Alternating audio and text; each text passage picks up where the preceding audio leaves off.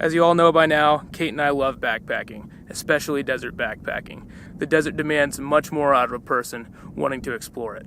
Exposure, heat, and a lack of water makes it a challenging landscape to be in. In my perspective, the pinnacle of desert exploration is the Grand Canyon. Rafting, canyoneering, caving, rock climbing, backpacking, and believe it or not, even cross-country skiing on the North Rim in the winter.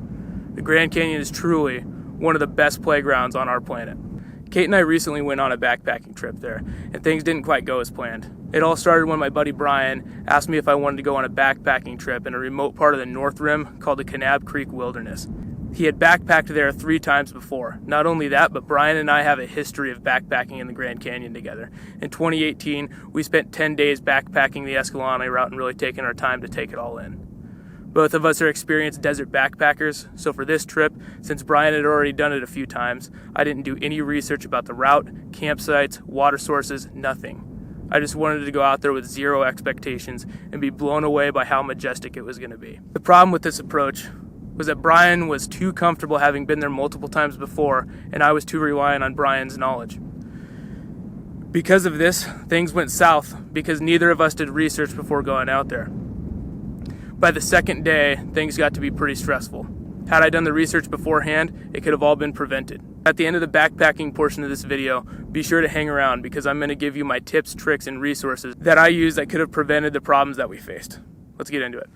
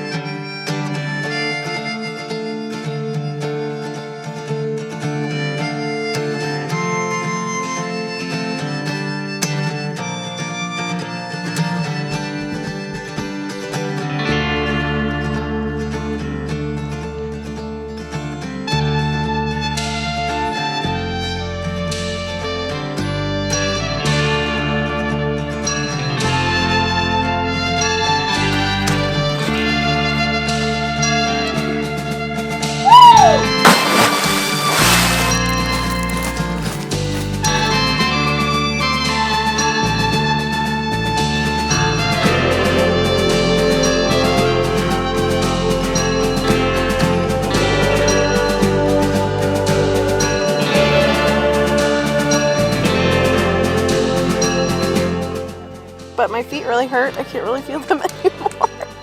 Is that the water could be contaminated? All 4 of us ended up having diarrhea. It'd be like a 20-mile hike without a water source. I'm about to have diarrhea again. I'll be right back.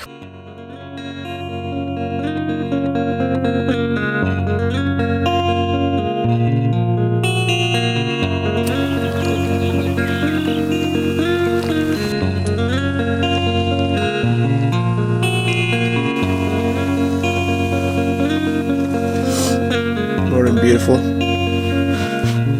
morning.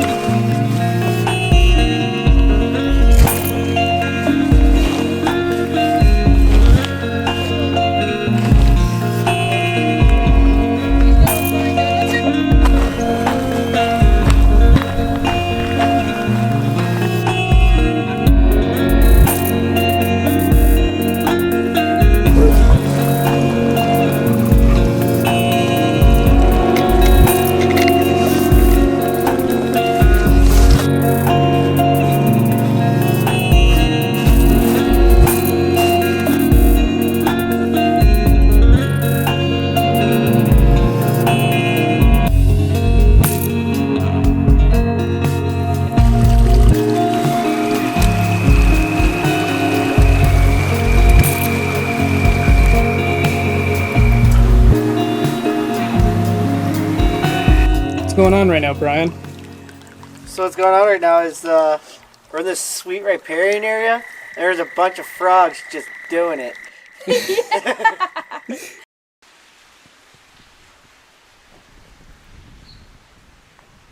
So while we were taking lunch back there, we were looking at the route that we had planned, and the plan was to go down this canyon that didn't have a designated trail in it. And as we were going down it, it just kept on getting more and more beautiful. So I was like, there's no way that this canyon goes all the way down, or else the trail would have continued down it. So it cliffed out just like I was suspecting. So we're just gonna have to come back another time with some rappelling gear to be able to do this canyon. But right now we're just gonna backtrack a little ways, get up out of the canyon, and then start making our way towards Kanab Creek.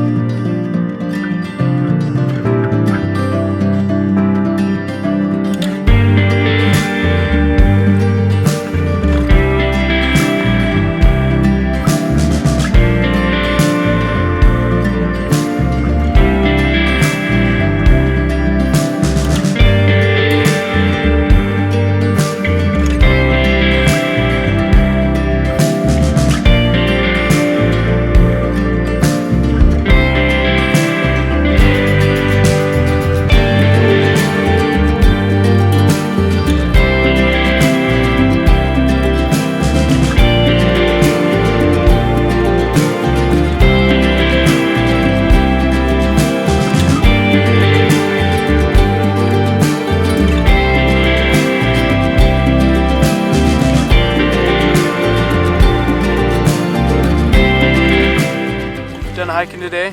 Found our campsite. It's just up here on top of this ridge. We're down here next to this little stream, filling up our waters first. And we're gonna go up, set up our tent. We're gonna start making dinner. It's been a rough 10 miles, hasn't it, Kate? Yeah, it's been interesting.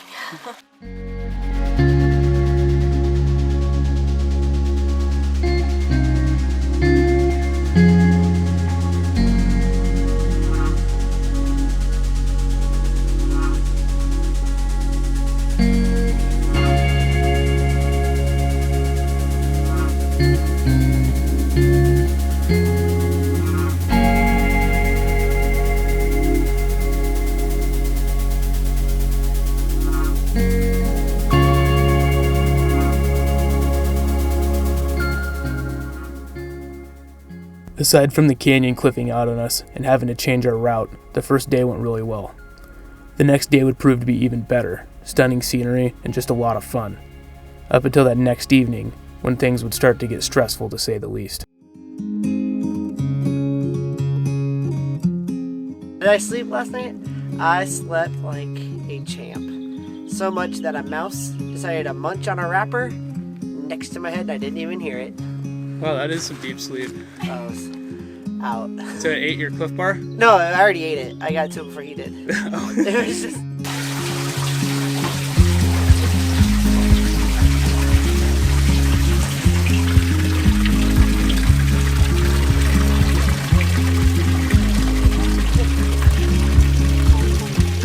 So the plan today is to keep going down this canyon where we're going to be at the confluence of Jump Up Canyon. Apparently there's a pretty cool slot canyon there. Follow it farther downstream to where it meets Kanab Creek, and that's where we're going to camp today. Apparently Kanab Creek is beautiful, so it's going to be a good day.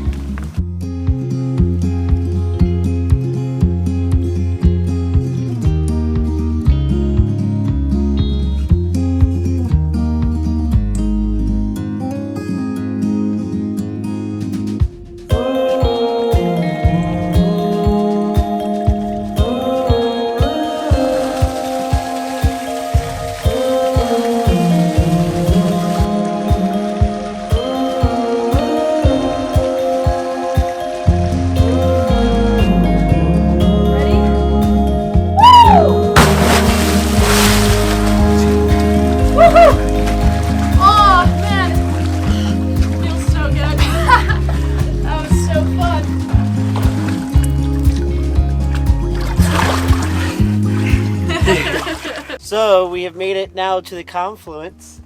We're gonna start heading up that way. If you look to our right, that's going up Jump Up, which we were gonna go up there and go see the Jump Up Narrows. But unfortunately we were having too much fun pool swimming and rock jumping that we no longer have time to do it, and we have a long way down a slot canyon to get to camp. It's hard to tell from here, but those birds are huge. Those have to be condors. Yeah, we think they might be California condors.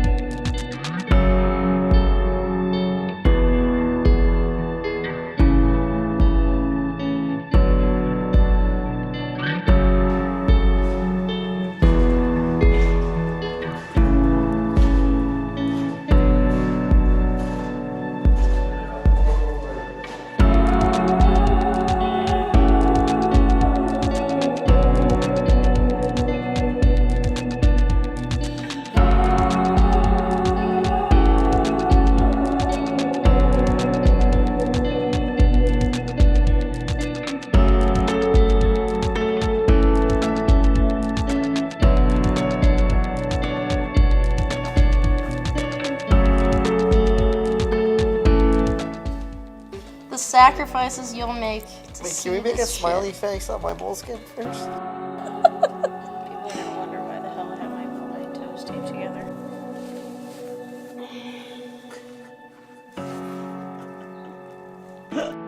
Everyone's feet's looking pretty rough except for mine. You're the one walking through water and like everything. Yeah, that's the You're key. just wearing freaking tennis shoes or... Yeah, What it's are for those shoes you wear? trail runners. Oh, those are okay, yeah. Whew, my first backpacking experience in the canyon has been just pretty striking. Like, I didn't expect it to be this variant and this just, I mean, incredible for lack of better words. Like, you gotta see it to believe it. It's just unreal.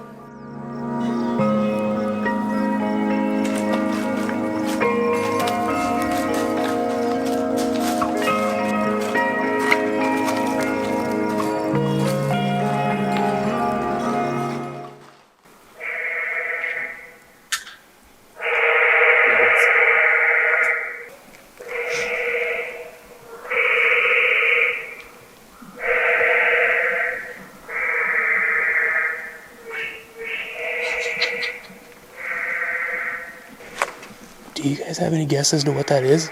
It'd be a Bighorn Sheep. It's like a bighorn sheep, right? That's the only thing I could think would do That's that. the only thing that'd be big enough to do that. And it sounds kind of like a sheep. What do you say? I said, do you think they're mating? I have no idea. Is it? I've never heard an animal make that noise before. I thought it was frogs at first when we were down there. I was like, oh, I hear frogs. There's You think gotta you- be water. Do you think it could be frogs?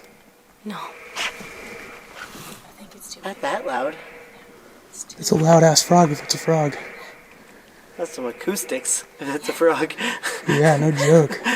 How you feeling, Brian? I'm ready to get to camp. Bottom of my feet hurt, but otherwise feel amazing. How about you, Jess? Feet get a little sore here and there, but I'm kind of preoccupied with the views and whatnot, so it's all good. Made it to the Confluence, Kate. Woohoo! It's been really beautiful. So we made it to Kanab Creek. But this part of Kanab Creek doesn't have water in it. So we have to walk up canyon to find water. But Brian, you told me it's contaminated by a mine, right? Yeah, that's what I've been told. So if it's contaminated by a mine and we're not gonna risk it, we have to find a tributary to Kanab Creek to find water that's not contaminated. How much water do you have left, Brian? I think I have like a little over a liter. I have this much left. How about y'all? I got 1 liter.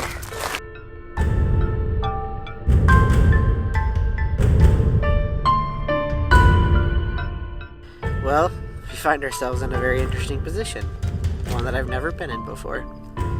So today our plan was to camp at Kanab Creek, and then kind of right there's 2 spots that have always had water in them whenever I've camped here about this time of the year, and they so happen to be dry. And so the other conundrum, I guess you could say the other problem, is that Kanab Creek does run, but if it is running, there's a potential chance that it's contaminated by a mine that's way upstream. So now we've exceeded our miles, and our goal is to get as far as we can tonight, and then, which is still a push of 13 miles to guaranteed water. This also kind of reminds me of when I was hiking and we're thinking about water and how much, like early in our trip, we passed all this water and these frogs. And the desert has a way of tricking you that it can be very beautiful, but then just in a hat, it could just tease you just as well and not have water at all. Just because it's pretty doesn't mean it won't kill you. Yeah. I mean, I'm not surprised by this, but my feet really hurt. I can't really feel them anymore. Yeah, and I kicked a cactus too, so that was nice. Sponsor me, moleskin people, Dr. Scholl's, and your medical tape.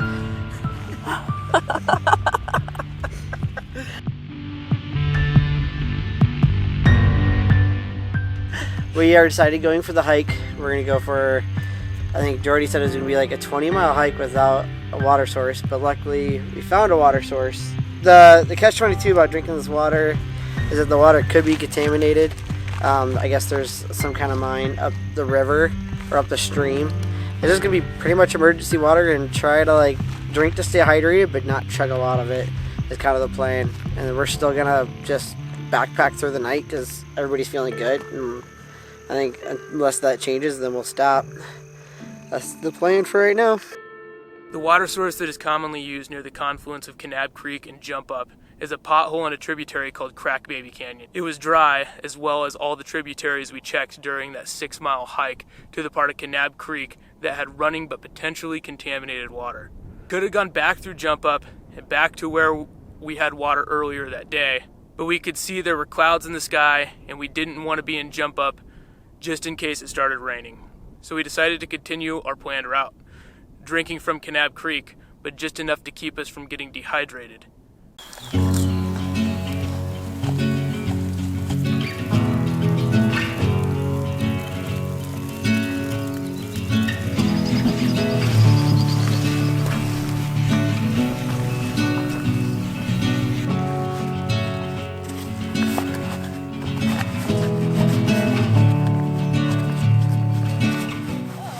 So last night we ended up making camp in Kanab Creek, and we've decided to drink the water down here and just try to keep it to a minimum.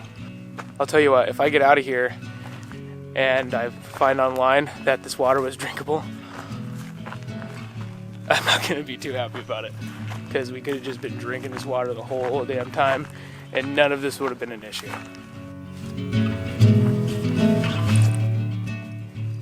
At this point, I was really frustrated with myself for not researching before doing the trip.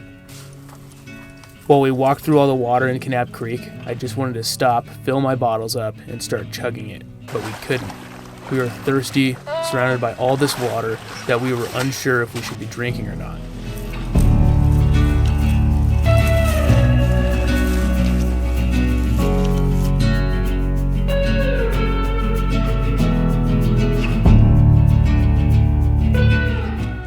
We eventually started the climb out of Kanab Creek on a trail that would take us back to Lower Jump Up Spring. We were glad we didn't attempt this trail in the dark like we had considered the night before, because the trail was difficult to keep track of even during the day. It would have been impossible to follow at night in many places.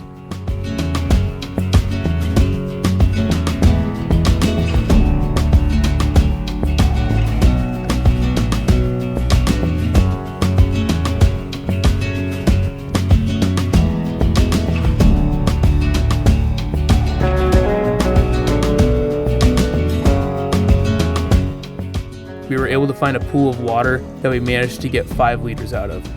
But by late afternoon this day, we all had diarrhea. We took Imodium and we pushed on to Lower Jump Up Spring.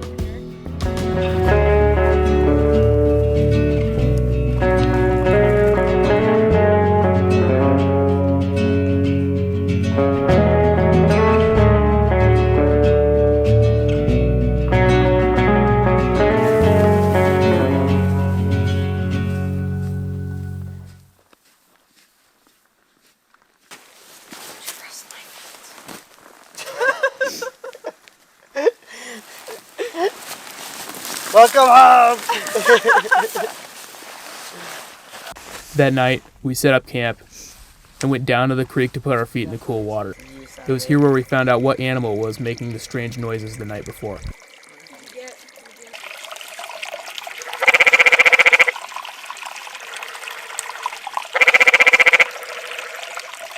Well, it's our last day out here. We got like 4.5 miles to the car. And starting last evening, all 4 of us ended up having diarrhea, and we also have diarrhea this morning. So maybe there is something wrong with that Kanab Creek water, but looking back on it, it's like it was the only water source we had for almost 22 miles. Didn't really have a choice.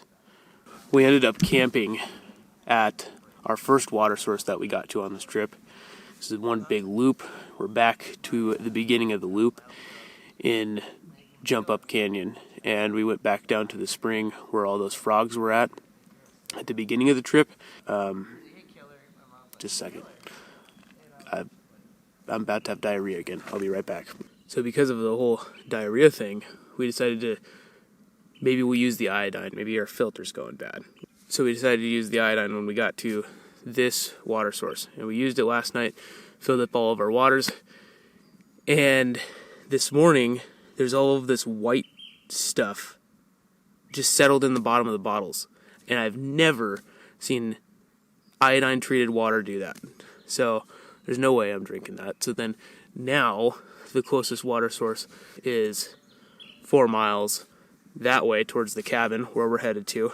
And also, Caitlin's feet are messed up. She's been proactive about it even, taking care of hot spots, putting on moleskin, but it hasn't even mattered. It's gotten so bad with those Sauconys that she's wearing, those trail runners, that she's been taking those off and hiking in her Tevas because they rub less. They're not agitating the blisters quite as badly as the Sauconys, but I've never seen anyone get this bad of blisters, even when they're trying to take care of them and putting moleskin on and the whole 9 yards. She's done terrible for her hiking.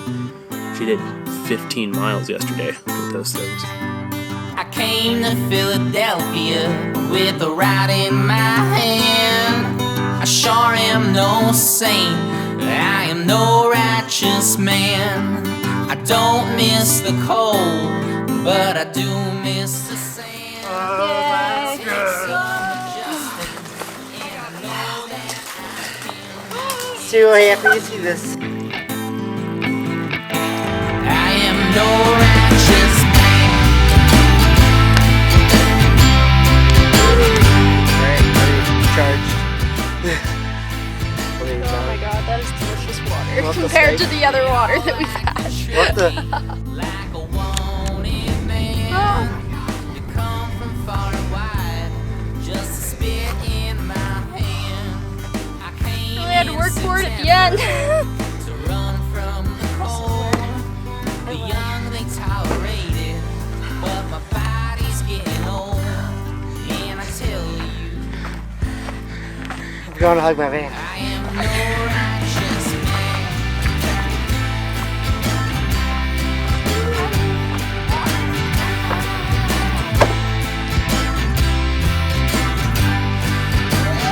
Did it. High five. Nice, bro. So instead of going into detail about how things went wrong, what could have prevented them, my tips, tricks, all that stuff, I've actually decided to make a part 2 to this video. So if you want to know, was the water actually contaminated, how we could have prevented the issues that we faced, and most importantly, will Caitlin ever walk again? Be sure to hit that subscribe button so you get notified when part 2 of this video comes out, where we cover how to backpack safely in a desert environment. Also, if you like this video, hit the like button as well. Thank you for watching.